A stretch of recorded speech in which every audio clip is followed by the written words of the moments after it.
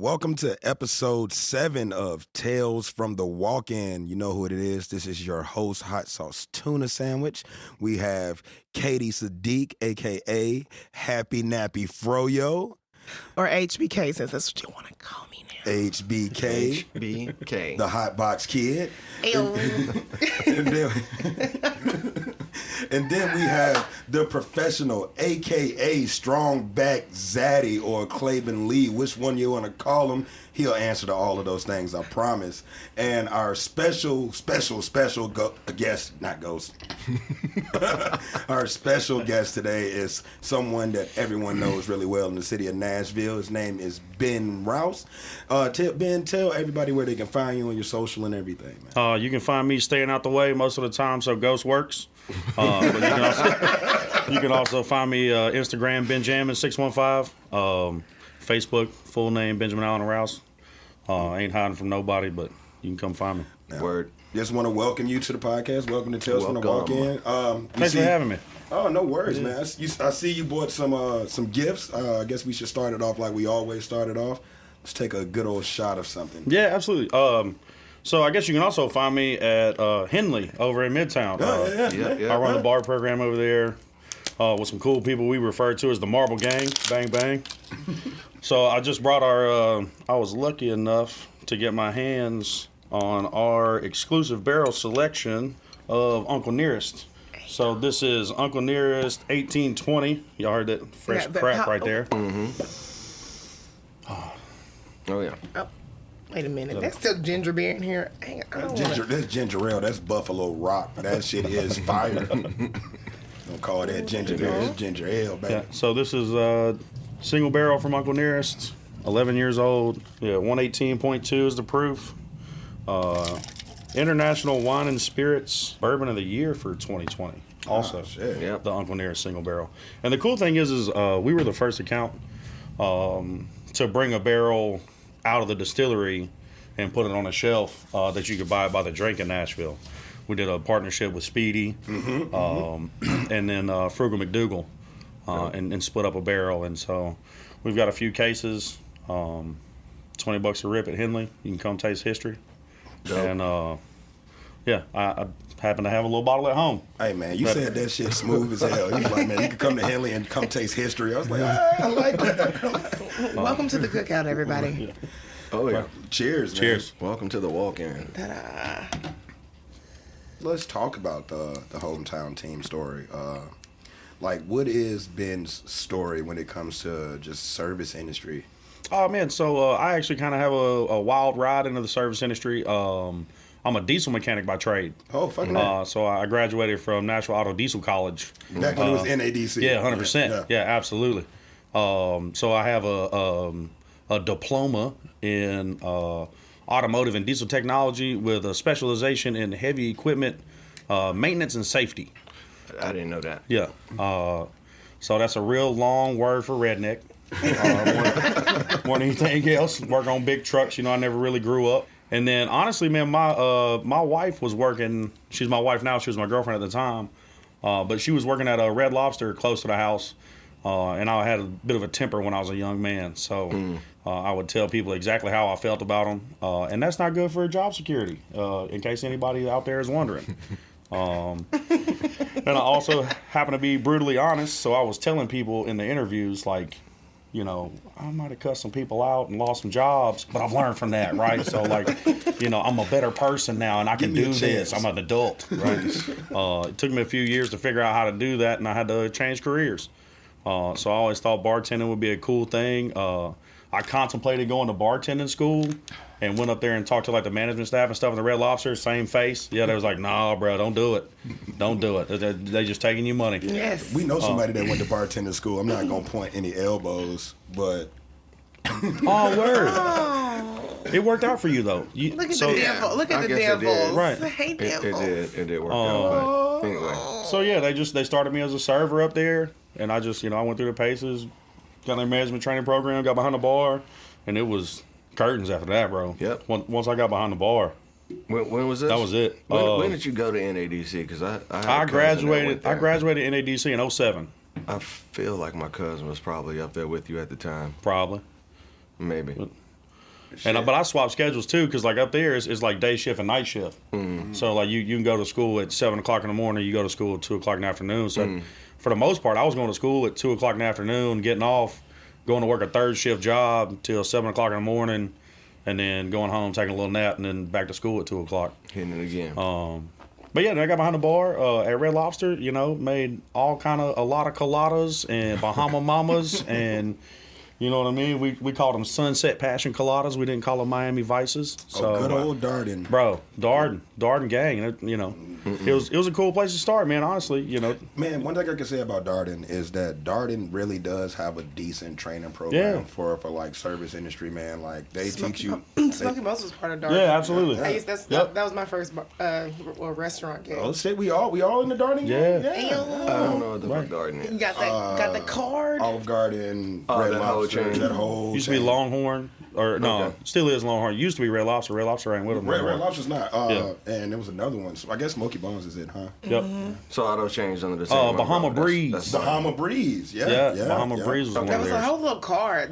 They had a card for a member, like Seasons 52 was the steakhouse. But there was like a card that you could get, like, and that way you could get like a discount. It was like group of restaurants on there. I mean, I remember working out in Rivergate, man. Like, and that was back when Nashville wasn't what it is now. And like going out to Olive Garden and Rivergate was actually Bro, was the thing. Yeah, that was what It you was the did. thing. Dougie Ray's was a bar over there. Oh The man, Bailey's Dougie over there, Ray's? bro, all Oh, day. dude. Okay, Man, I used to work. Denim and Diamonds was in Madison. People was out there clubbing. I used to work at AWG, the warehouse over there, out in I guess in Goodlettsville, the grocery warehouse. So we would leave there after work. The Go to- AWG. Yeah. We would go over there to Dougie Ray's. We would fucking smash Bailey's, man. Dude. It'd be nothing. It'd be like 20, 25 just warehouse workers in there just drinking. It's still my nightcap on the way home. But I still fuck with Bailey's, man. I live 2 seconds from there. You know what I mean? Yeah. Like the people in there know you. Yeah, super cool. Go in there, shoot some pool, punch that little punching machine, golden tea. You know what I'm saying? Some of the I best fucks pool with the tables in Golden the Tea. city.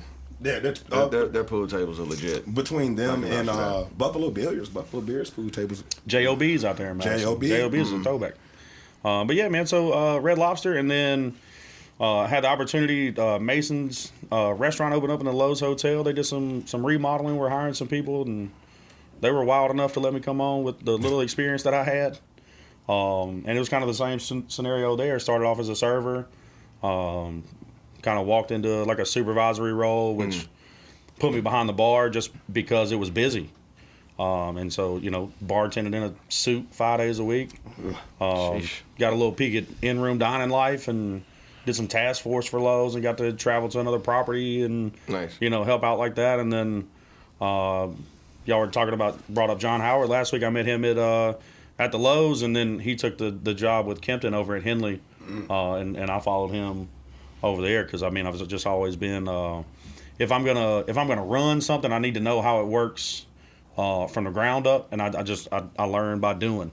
So I've always kind of either by my own demise or my own decision, kind of always started from the bottom and kind of worked my way up. Because then, if I have people working for me, like, you can't give me shit about cleaning drains and cleaning mats and breaking down bars and stuff like that, because I've done it too, and it's the key role in leadership for me is like, if you ain't been there, you can't hold me accountable for it. For sure. Because you don't know what you're doing, Right. Absolutely. So, and that's where I'm at now, man. It's been a cool journey. It's worked out, No, it's working out. It's still working. I've got to meet some cool people and do some cool things. And how long has Henley been open? We'll be 4 years in June, open to the general public. And tell the people where they can find you. Man, we are inside the Kempton Ayrton Hotel, right at the corner of 21st and Broadway. So there's a big whisk in the sidewalk right there. A lot of people know where like Union Common is. We're literally kind of catty cornered across the street from where Union Common is. And we got, dope food, dope whiskey, dope people work there. Yeah. Just got a new chef, spring cocktail menus out. Come see us. Shit, Ben. One thing I want to ask you about, man, because like you are old Nashville.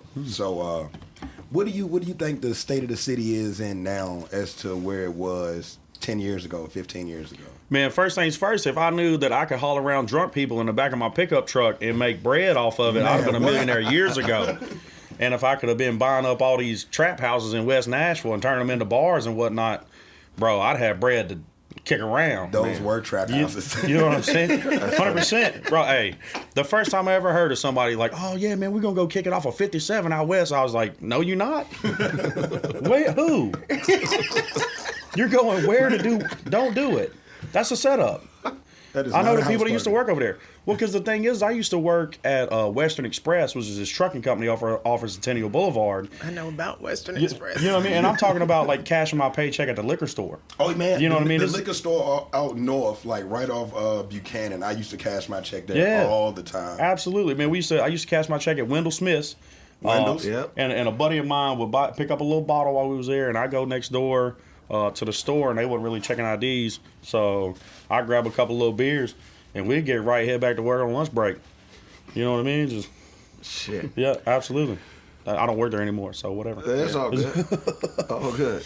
That's why we're here. So yeah, man. You know, I think it's always kind of been headed that way. I think that it's headed that way in a good direction. You know, because like the first thing that I remember of Nashville being like a tourist kind of city was obviously like Opryland, the theme park, the amusement park, and like, you know, NASCAR Cafe was one of the first things that like popped up on Broadway when I was coming up, because it used to not be cool to like go to the club in Nashville. What used to be cool was to get in the whip and drive up 2nd Avenue with the windows down. Hey man, you know what I'm saying? Those were the days, man.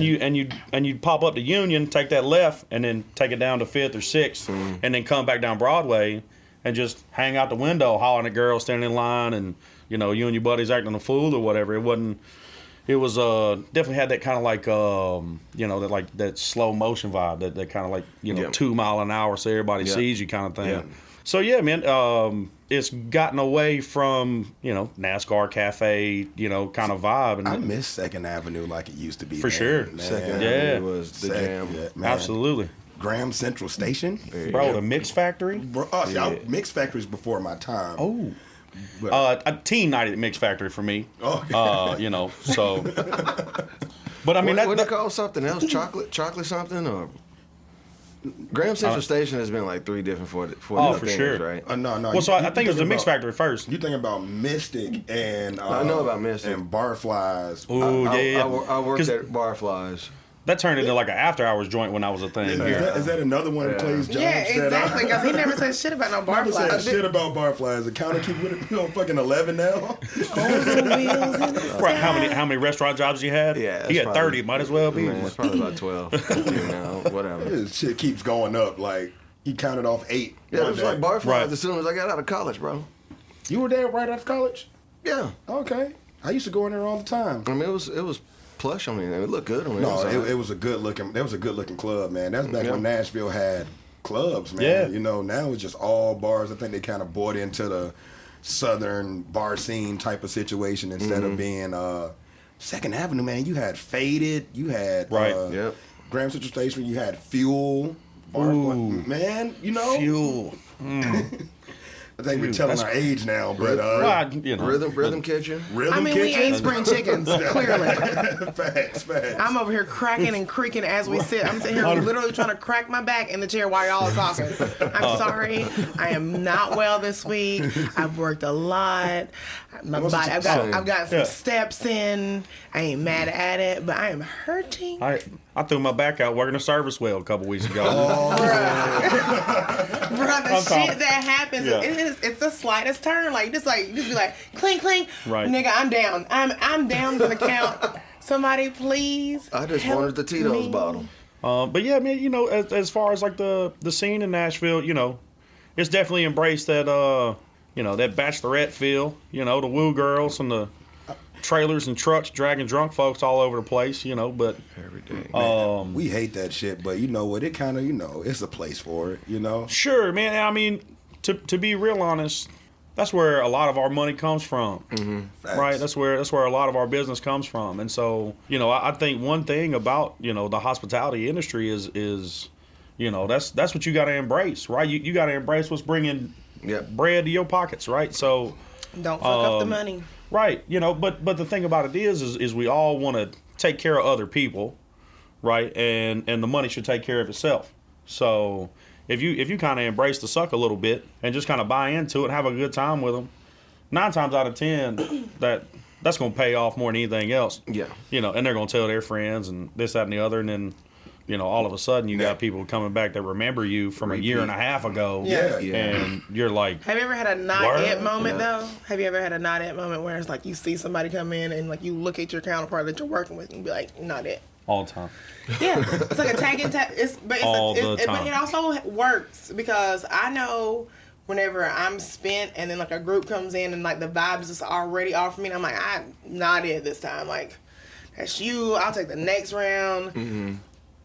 Whenever we were at Crow, we had Caleb. He was our bar back, but like just to make everything work, we kind of trained him just to do everything during the pandemic. Whenever the Woo girls would come in, he was young, you know, he likes to talk a lot. Caleb, that's yours. Well, he probably wanted them anyway. Well, so that's the thing that I think people maybe like misconstrue sometimes in the hospitality industry, bro. Put their aces in their places. Facts, you know what I'm saying? Position man. players, bro. Mm-hmm. If you got that type of personality, well, that's just you. Go for it. You know what I mean? You don't want me out there. Yeah. Not necessarily me. You know what I mean? Because I tend to be that person. I tend to be the one that handles the large groups and stuff like that. Because I'm just gonna come out there and cut up with you.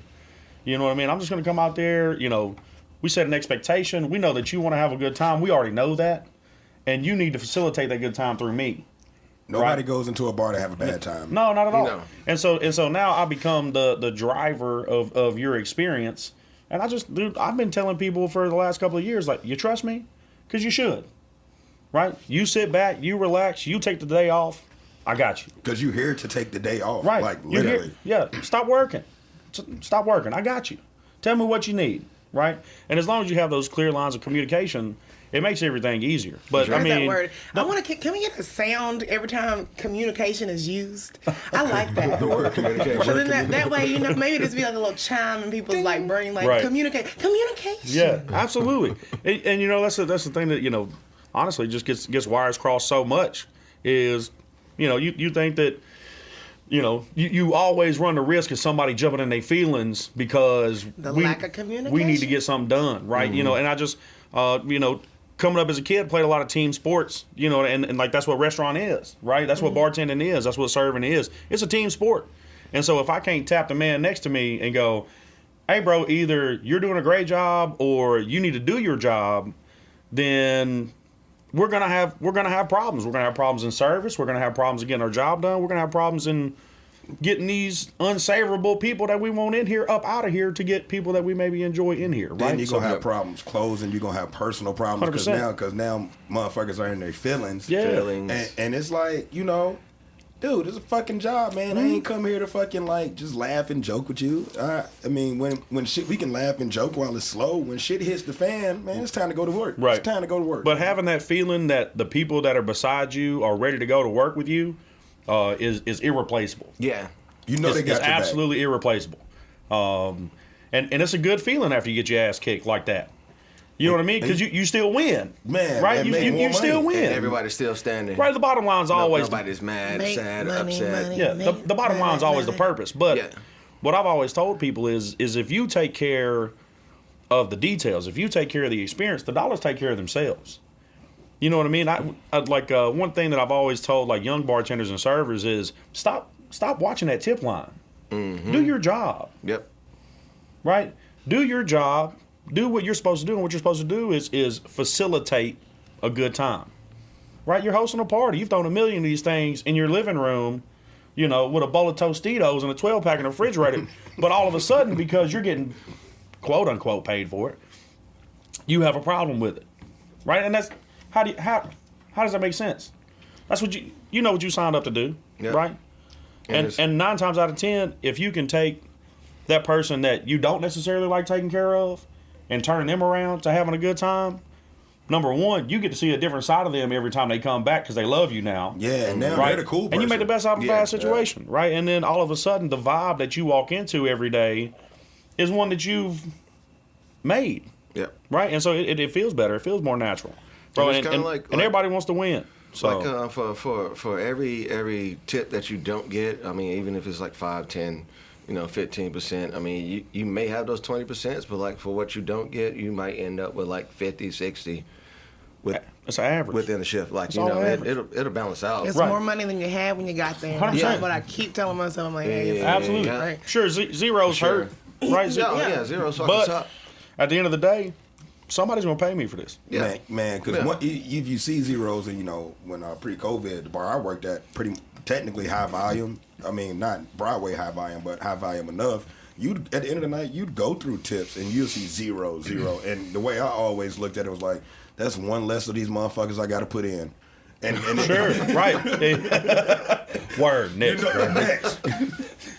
I'm from an hour and a half to an hour and 15 minutes, bro. I'm gonna get home early. I mean, it's still 5 a.m. Yes. But it's early. That's what I said, early. Early.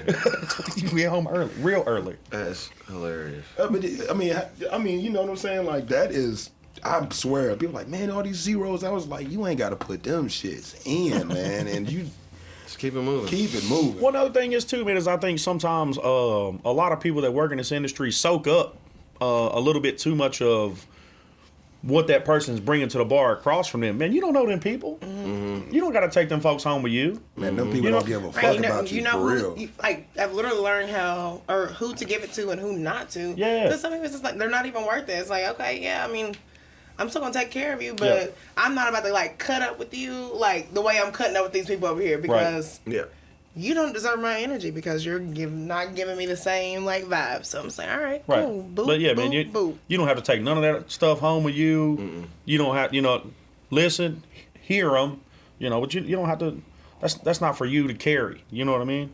Let them have that. Somebody feels like they got $0 for you. Well, I got 0 time for you. So you get same. I mean, right? for me, you get a couple minutes, just for me to, take your order. But anything after that, man, fuck off. Everybody gets the basics of service, right? Like, I'm not going to leave you hanging, right? But you ain't getting a job. You know what I'm saying? You're not going to get the full experience. You're not getting magic tricks, nigga.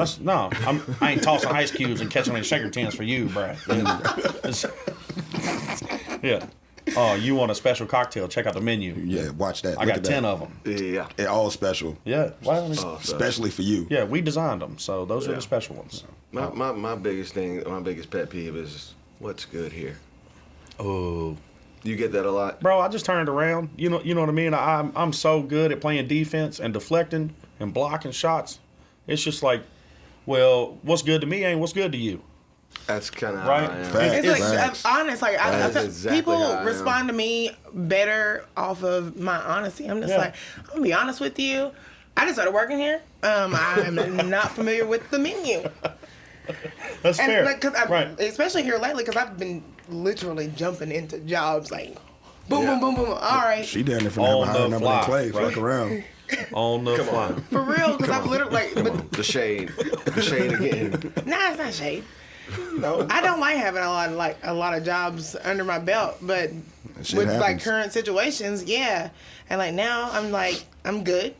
But I have Well, other see, people asking me to like come work places. I'm like, I'm gonna be honest with you, I don't it have just time. means you have experience in different environments. Yeah.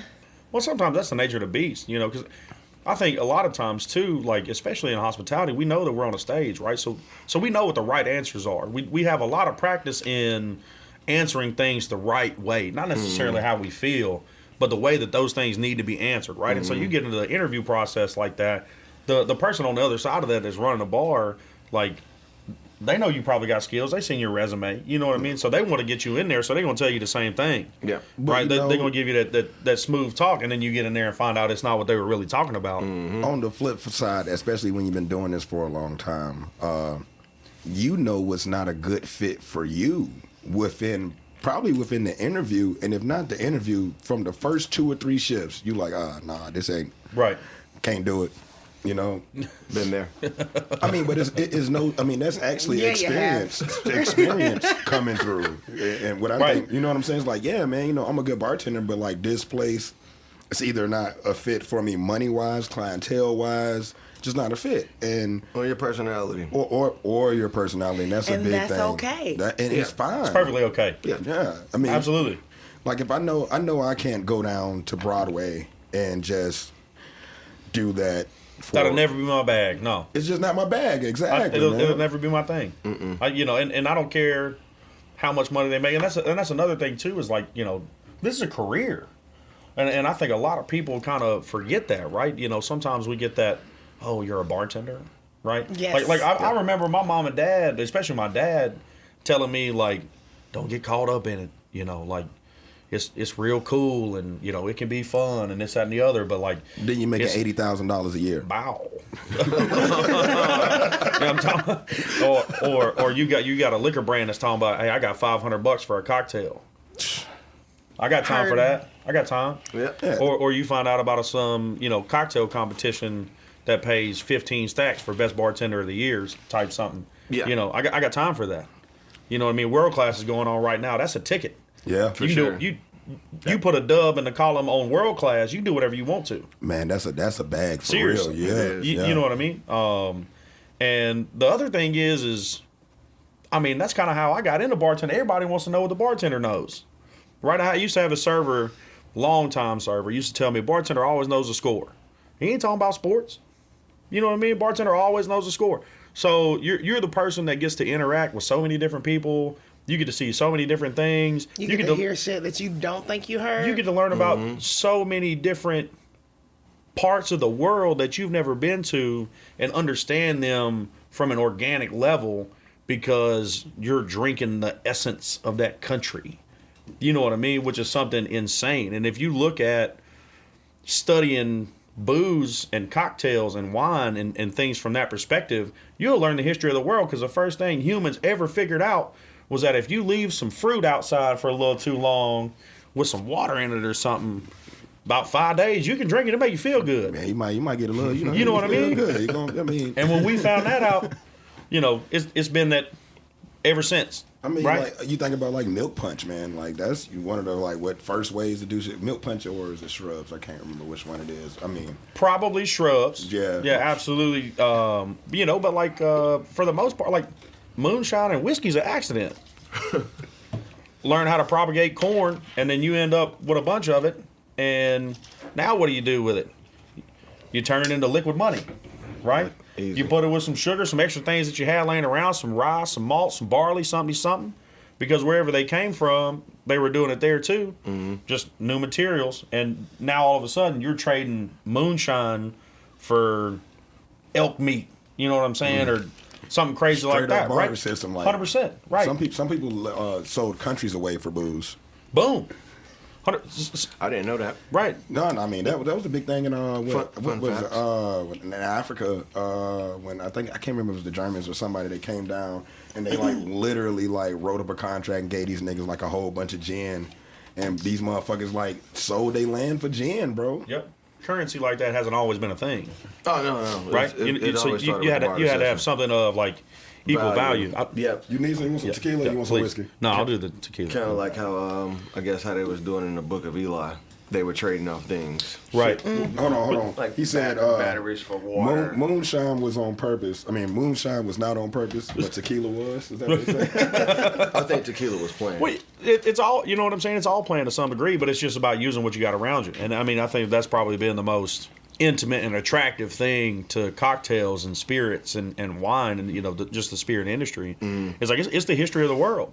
It's the really full is. history of the world. And I feel like that's probably what keeps my understanding on a solid level, right? It's like in most big treaties throughout war, I wanted to be the bartender in the room with motherfuckers signing treaties and shit, because there was somebody in there with drinks, man. It was. When they were building Scotch distilleries in the late 1800s in Scotland, the lunch that they provided to the people building the distilleries was 16 ounces of grain whiskey. Shit.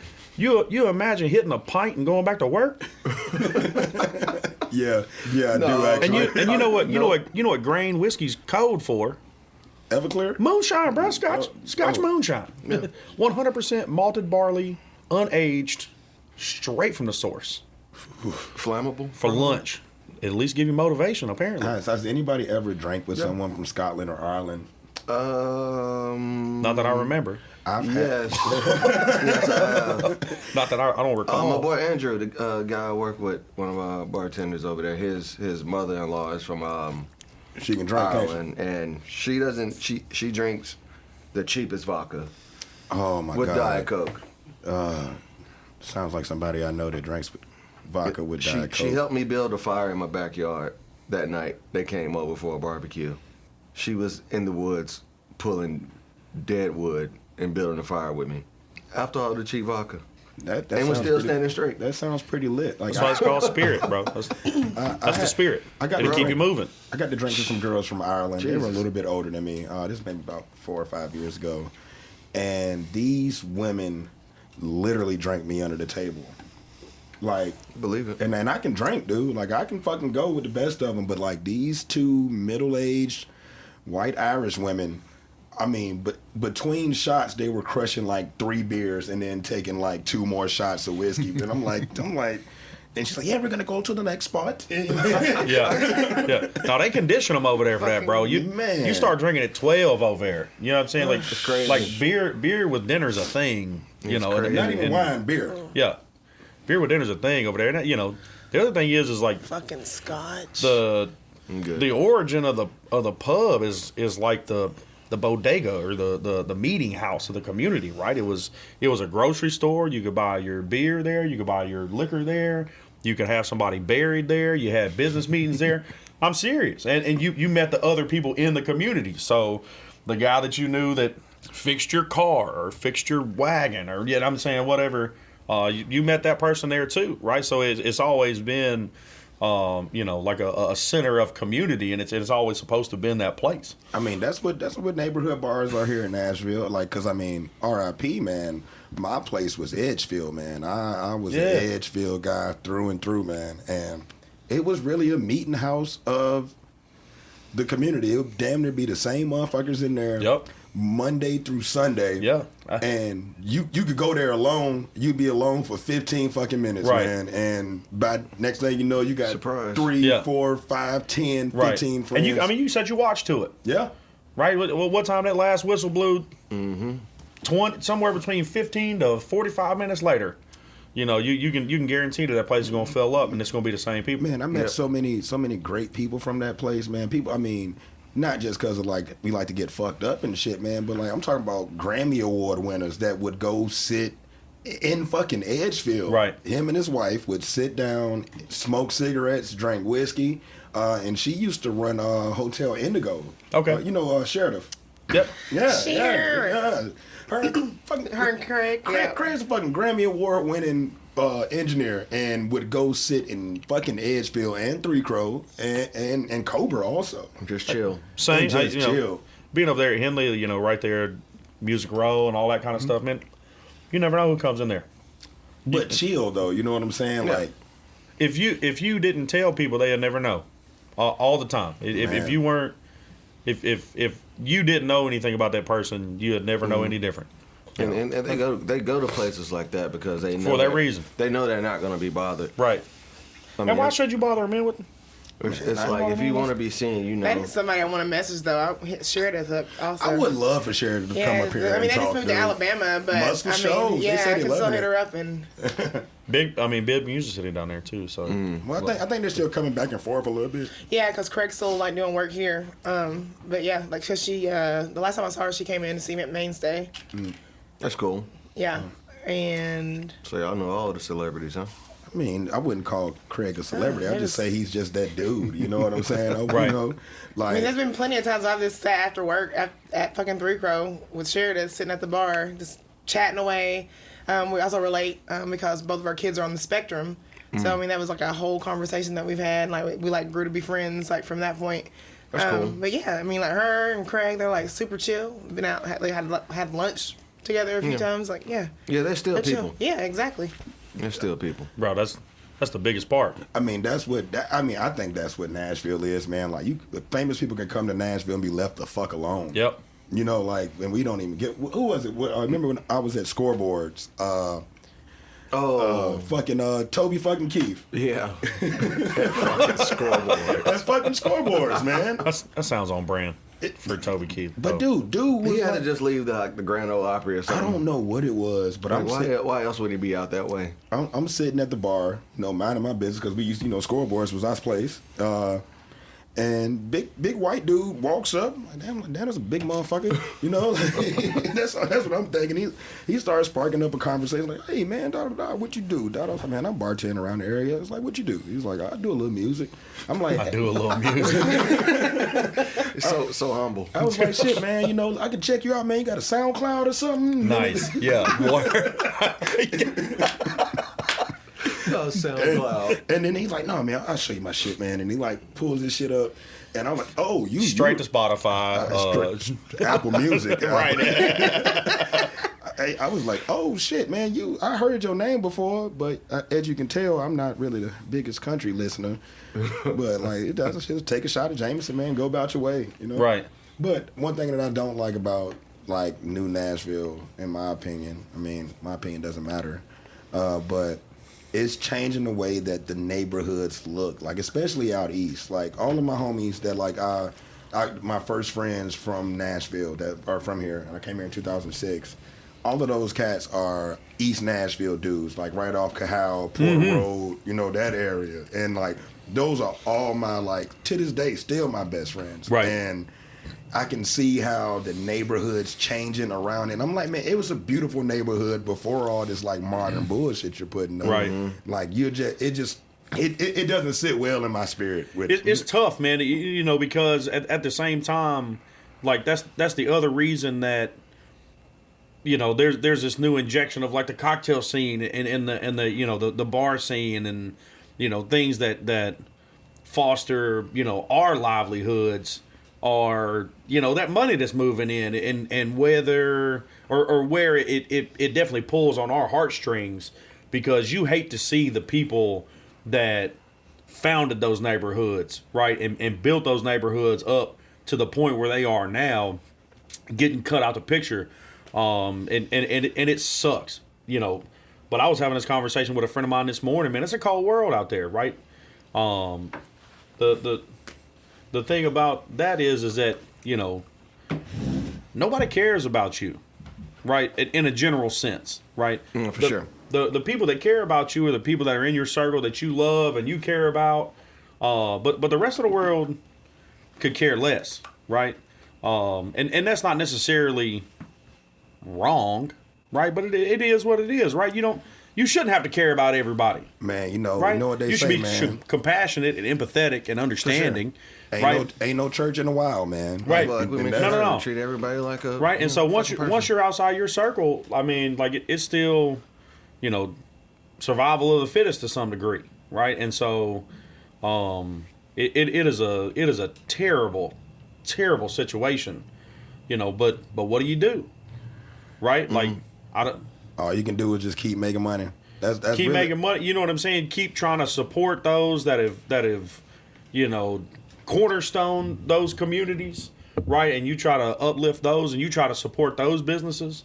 But at a certain point, the almighty dollar, right? If it don't make dollars, it don't make sense. And For so, sure. but you know, some things. I think some things that make dollars also don't make any fucking sense. I wholeheartedly agree. Yeah. Like, No, absolutely. and I hate to be that person because, I mean, I'm not from this city, but I've been here 15 years. I lived in Virginia for 17 years. I stay here 2 more. You might as well say I'm from this motherfucker, Right. you know? But the people that come from bigger markets, they come here, oh, I love this place. Da-da-da, it's so this, it's so that. And then you try to make it to the place you came from.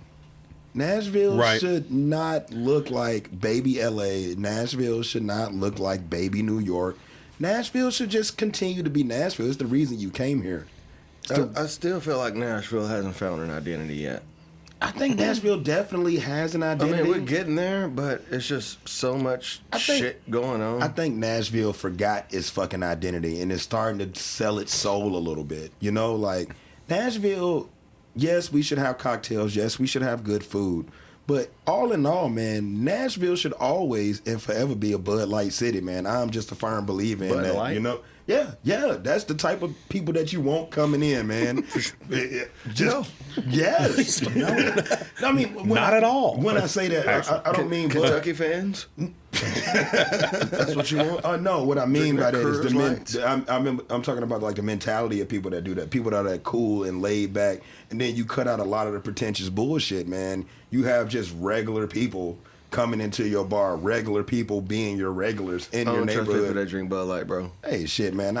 Miller High Life ain't that much better, and I love we the don't even champagne sell Bud beers. Light in my spot, so that wouldn't even help me. I beg to differ. Miller High Life is the champagne of beers. It is the champagne of beers. And so, yeah. And somebody told me something the other day, like, you should only drink High Life because everything else is filled with other bullshit to, like, change the color or make it lighter.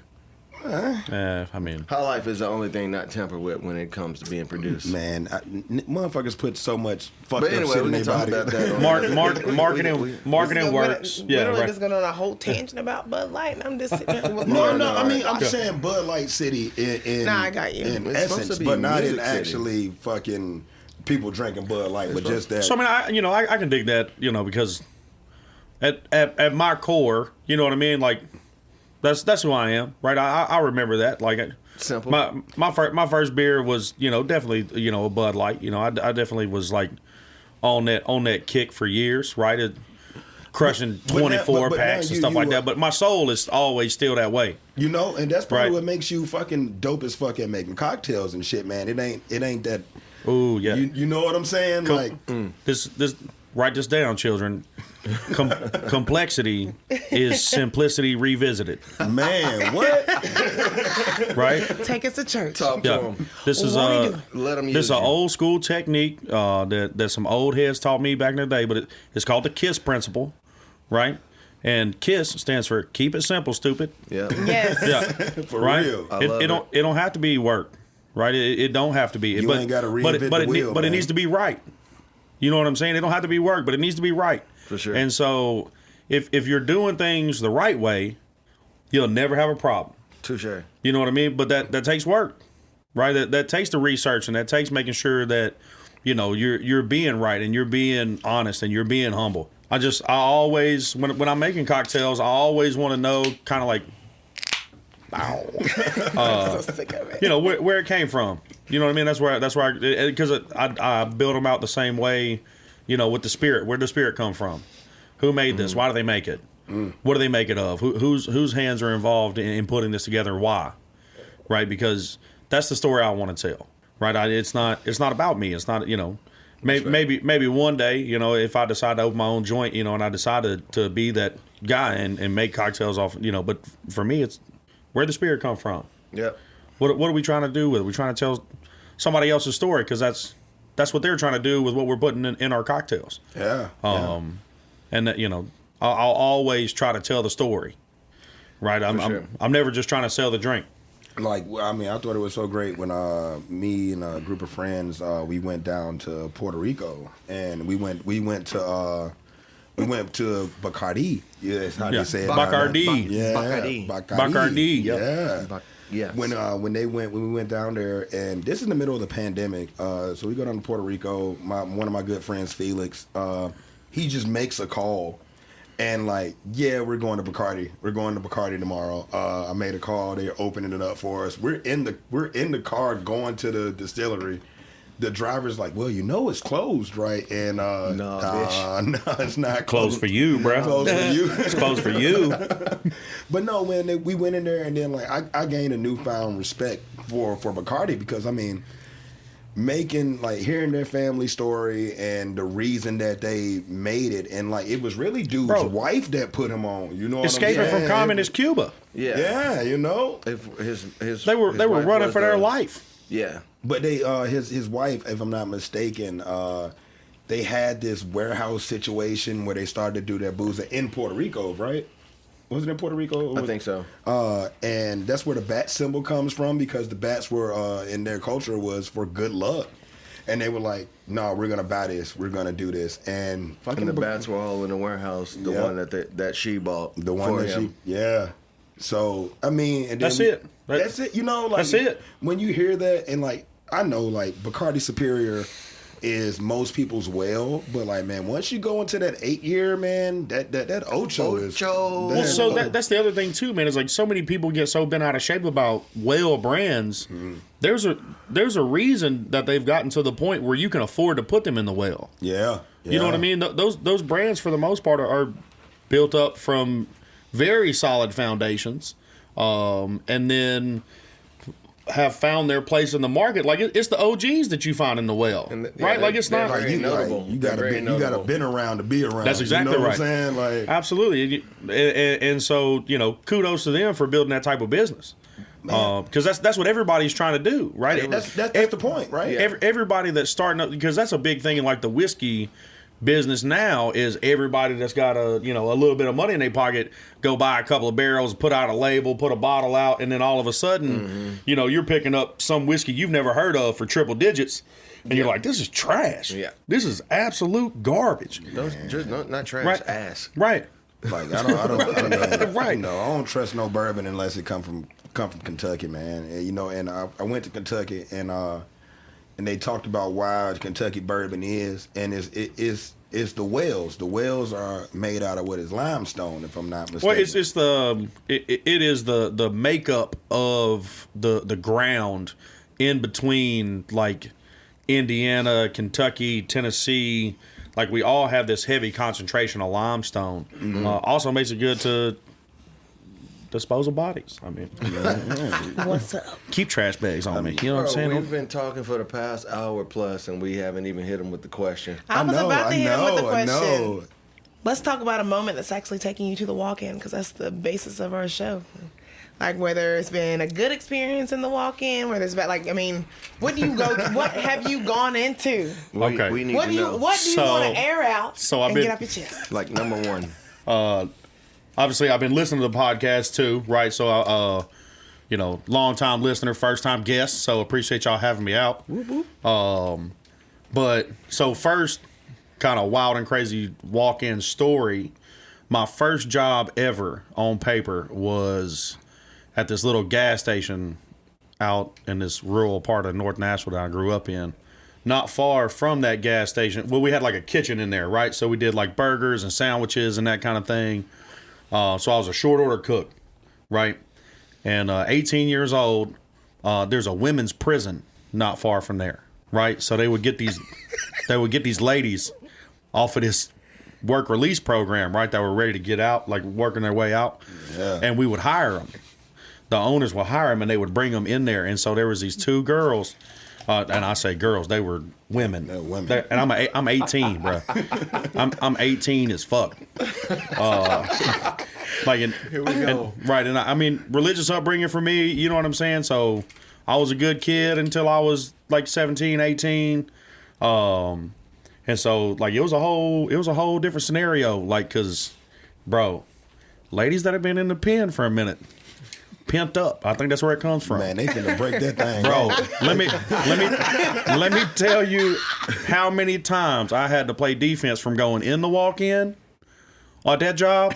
I'm just trying to cut up onion rings. Please no, please no. I'm just trying to wash these dishes. Man, you finna cut up some more and get onion rings. Bro, they was finna wash some more than dishes. They was trying to get the cutting for sure. Absolutely. And the crazy thing is so like the whole bottom section was like restaurant and this whole little store thing. They had a whole upstairs. Right, and there ain't nothing up there. It's office space. They had like a little kickboxing gym because the people that owned it were into like MMA, right? Because that was real hot in the mid 2000s, bro. And they was going up there and smashing these girls, women. Sorry, they was women. They were not girls. Fresh out of jail, bro. Not even out. Still in there. Let me talk about they coming out to get a taste and then having to go back in. What the fuck? The worst. Who does that? I respect it. I couldn't do it. I couldn't do it. If I'd have been a little bit of a wilder young man, it might have been a different scenario. But at 18, I never pulled a trigger. I would have pulled all the triggers at 18. Oh no, man! I would have been I would have been pulling shifts in that motherfucker. Hey, like, who's next? Bro, you would have been pulling shifts. Yeah, so you would have been pulling shifts. I would have been DDP. Yeah. We ain't breaking down boxes in this walk yet. You know what I'm saying? I mean, matter of fact, not those types of boxes. Matter of fact, I am breaking down boxes. Breaking down backs as well. Yeah.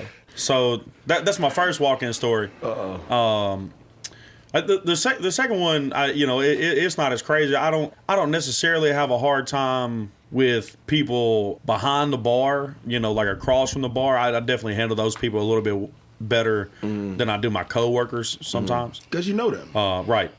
And so, like people across from the bar, like, it's whatever. I really don't.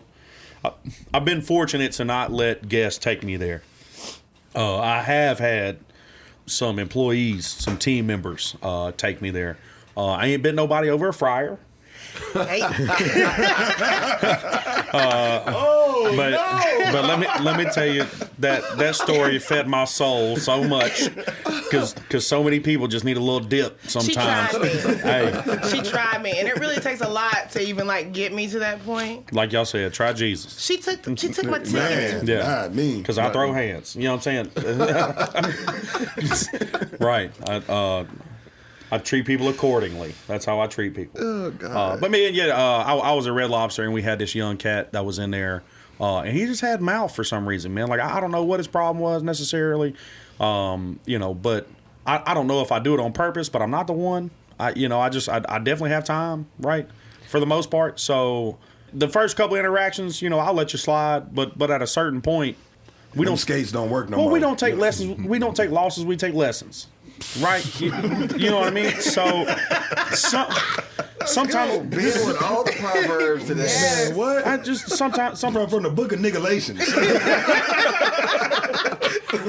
God, that's from the book of Rouse. Yeah, sometimes people just need to learn, right? And it's a cold world, man. So there have been some times where I have told it was this one young cat, and I told him that if he said another word to me, I was just gonna take a little off the top. I wouldn't just fade him up a little bit and just be done with it, right? So hold on, Ben.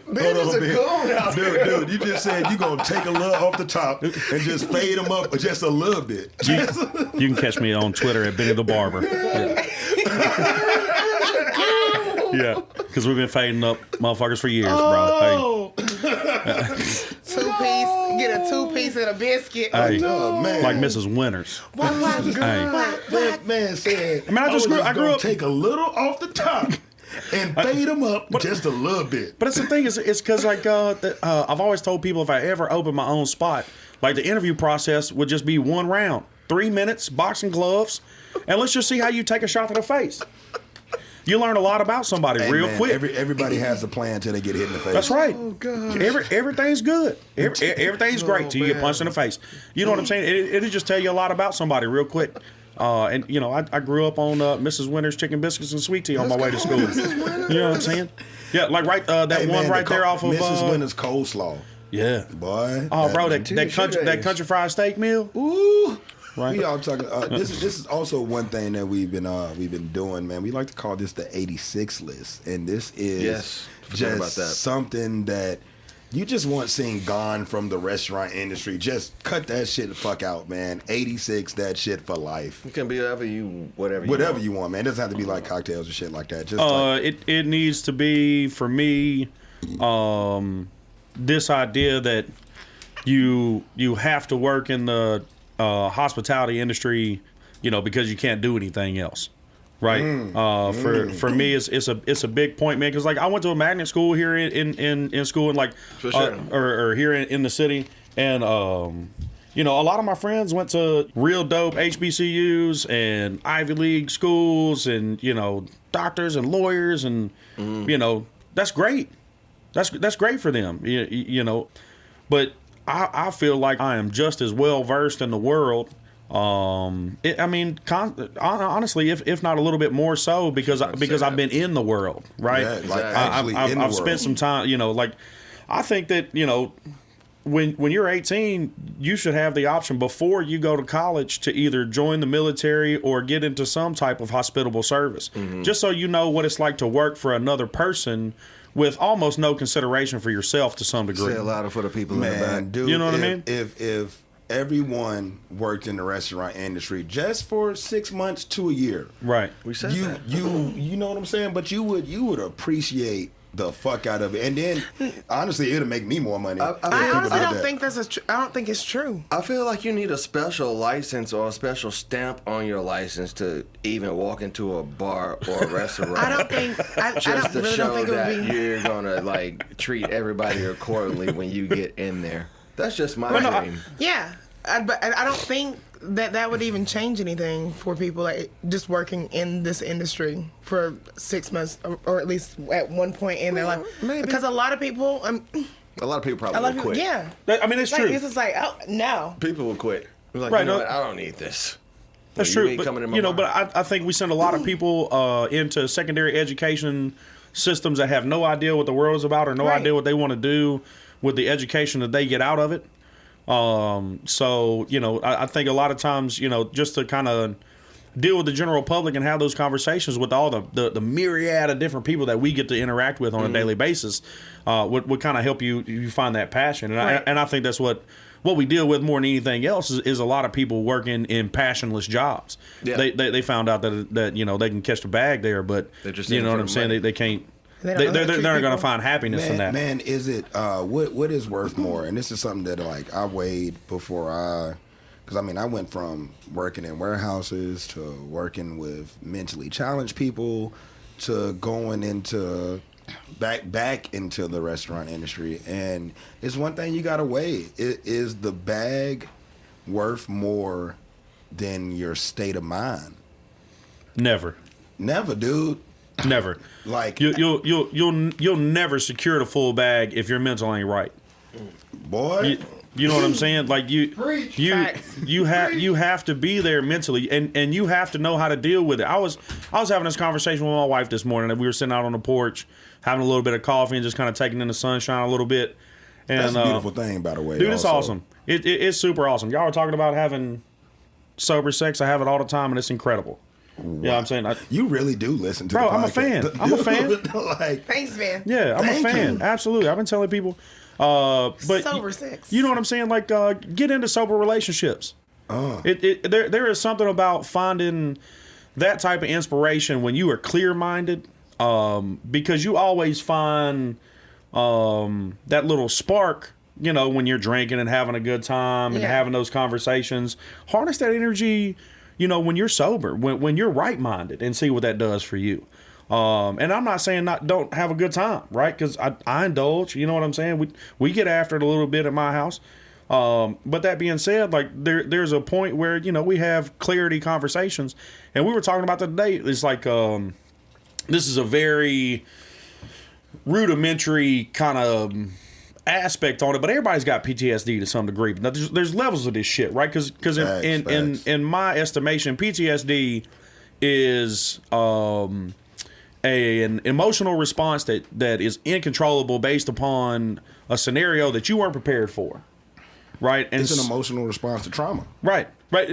Trauma being any type of situation that you weren't prepared for, right? And so that being my understanding of what it is.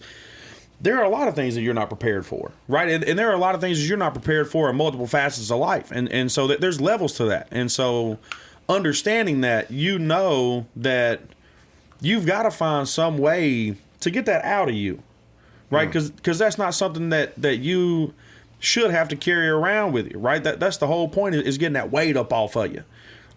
So, the more that you can do with normalizing, what you do for a living and how you feel and how you take care of yourself is immeasurable, right? It is literally like we were watching, my wife and I were watching a little like Easter sermon yesterday, last night when we got home, And one of the things that we saw is in a religious sense, Jesus pours love without measure, right?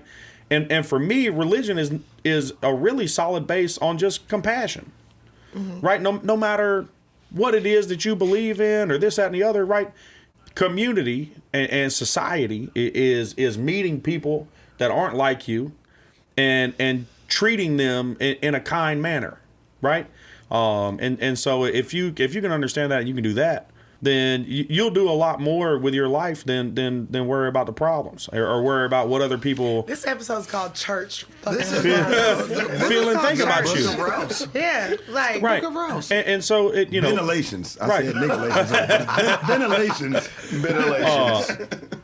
But yeah, I mean, it gives you the opportunity to understand that, as long as you're doing what you enjoy to do and you feel like you're making a difference, then that's all you need. It doesn't matter how much money you're making, because we're talking to Grammy Award winning artists. Like, I met Tretch in a Ghostface Killer outfit on Halloween at the Lowe's. You know what I'm saying? Just random. Bro, Wow. and served him up a couple of drinks and got him out there and didn't treat him any different than I treated everybody else at the bar. And I guarantee that he would have come back there for that reason alone. Because, I just treated him like he was necessarily no one. I mean, I think everybody I know me when I go out. I love when people show me love when I go out places, they know me or whatnot. But I really enjoy the experience of going out somewhere where nobody knows who you are. I love it. And you can, because I'm a weirdo, man. I like to sit at the bar, watch the game, and Right. mind my fucking business. Yep. You know what I'm saying? And not having anybody, coming to me, hey, how you doing? Da, da, da, da. I'm like, nigga, I kind of want to, be in my alone space. And, Right. And look at the game, maybe drink a beer, probably a lot of tequila. But, I like to be alone a little bit sometimes, to have, especially on my off days. Like, my Mondays are usually today's my Saturday. So I like to, do what I want to do on my day off and not be bothered by everyone that bothers me the last 4 or 5 days that I work. Right. And yeah, that experience is fucking golden for anybody. Not if you're famous, not famous, whatever. It is just a golden moment to go somewhere where there are no expectations of you. Yep. Where people you don't have to feel required to have these conversations with people that you might not even be in a conversing type of mood. Is just like, dude, just let me be. Let me just be in my essence and do what I want to do for a moment. I'm where off is of that work. place? Preach. Here. Away, and I'm Exactly, yeah. not gonna tell any of y'all motherfuckers where it is.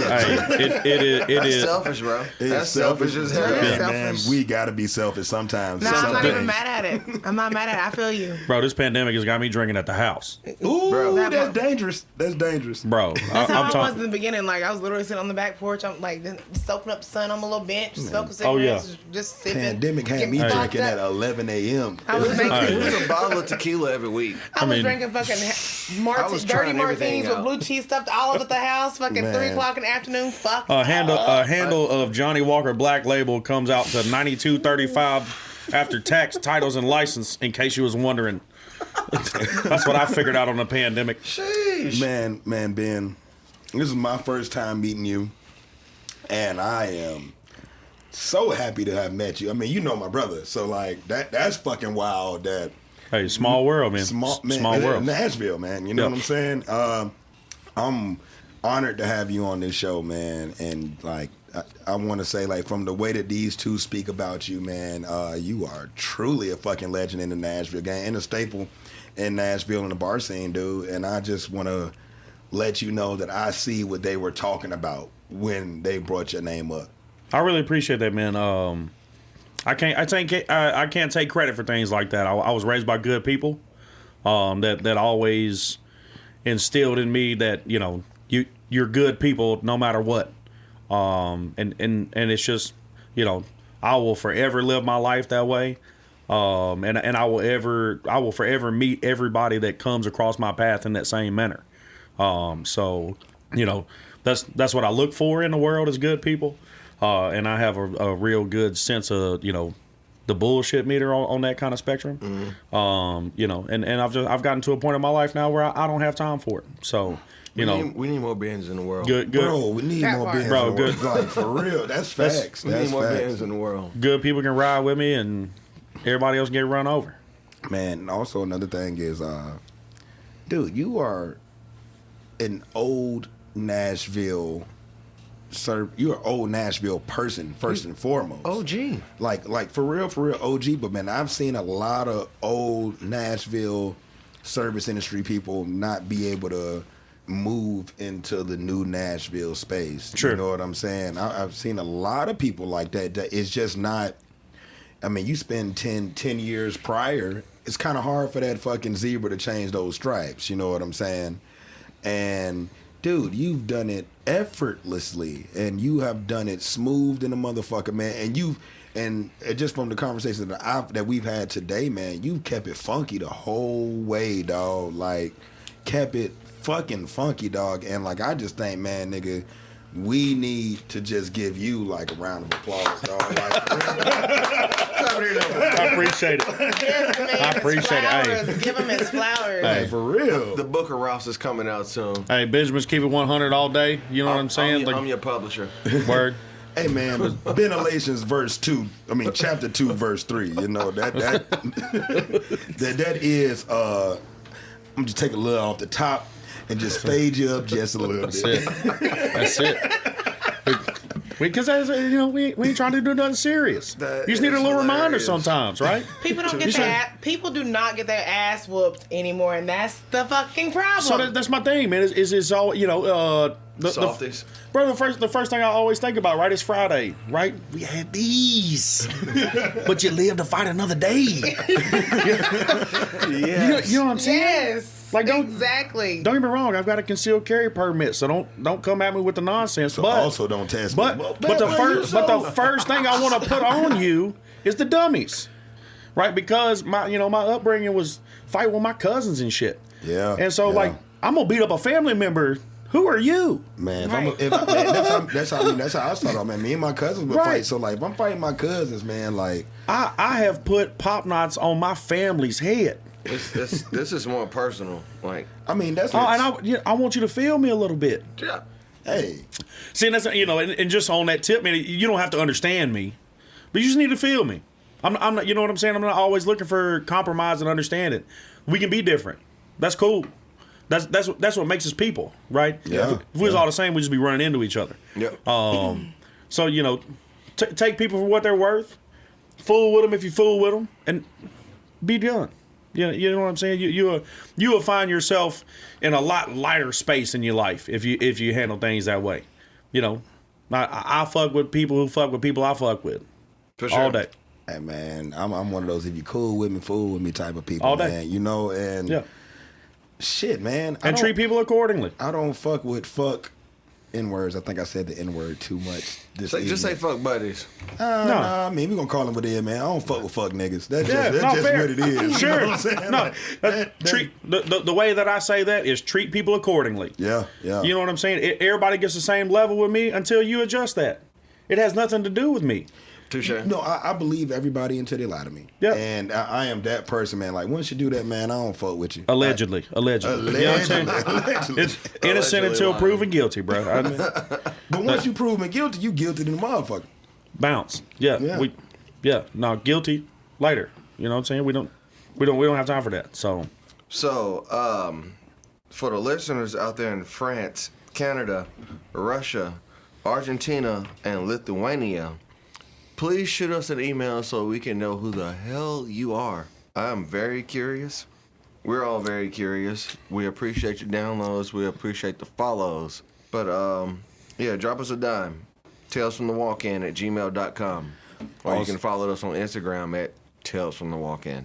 Also, just to add in on that, for anybody listening, man, if you have any stories that you want to shoot to us so that you can maybe not necessarily be on the show, but just want to just reach out and be like, this is something wild that happened in my bar career, or this something that's wild that happened this week, hit us up at talesfromthewalkin@gmail.com, man. We will read the emails, we will respond, and then you might hear your story on the show. And Yes, and Instagram. And on the walk around. all of that shit, man. Or you can just hit us up personally if you don't feel like doing all of that. If you're following us right now, you got Ben Jammin, Happy Nappy Froyo, hot sauce tuna sandwich. I hate the fucking name. Why does everybody He's hate a that name? hater. That- The okay. professional with Bro. the DA. dude, Hot hot sauce tuna sandwich is a good It's fucking some heat. Instagram. That's some heat, bro. Yeah, no, that's some heat. That's some heat. That's some heat. Thank you, Catfish. Thank you so much. I Yeah. appreciate you. He said No. it's some heat. Hey, if you ain't shaking a little hot sauce You on can your have tuna your sandwich, popcorn bro, back. I don't know what you're doing. Thank you I don't know what so you're doing. much. There's so many different flavors. Oh my God. Bro. He's in agreement. Bruh. Have you looked at the Cholula family brand of hot sauce? There's No. 12 I got to the flavors. Maxi Mart right over here. Bro, the little dude, the fruit, there's fruit 12 market. flavors. Bro, that They sweet, have all the hot sauce. That sweet tuna fish sandwich shit, bro, and a little bit of hot sauce. Bro, on that top of Cholula that. green Vic pepper. has a new friend. That Cholula green pepper on there? Cholula green pepper. Yeah. Oh, yeah. You don't like spicy fish? I like spicy, but You don't like spicy fish? I love Come love on, bro. spicy. Tuna- But I when mean, like- when he says tuna sandwich, I'm All right, thinking like ending shot. Sun-Kissed tuna. I'm thinking them tuna salad sandwich type shit, man. You know, we gonna end this, and also this we have gotten to the. You want a little bit of Yeah, that? what was that? Nah, my bad. Weak ass poor. When I say weak ass, you say poor. Weak ass. Poor? Weak ass. Poor? Thank you. Fuck you. But thank you Nah, I got nonetheless. some in my cup. I always- got some in my cup. Now it's weak. Oh, now the it's weak. pour is too man, strong. I had already Now- poured. Oh. Look, that's not weak. All right. Don't add no more. All right, man. Ben Rouse, thank you so much for coming to Tales of the Walk-In, man. We want to end this like we begin it, man. Taking a shot, man, and just saying Cheers. Ayo. Cheers. You were Nothing That but was a good- love. Thank y'all for having me. Fellowship. That was a good one.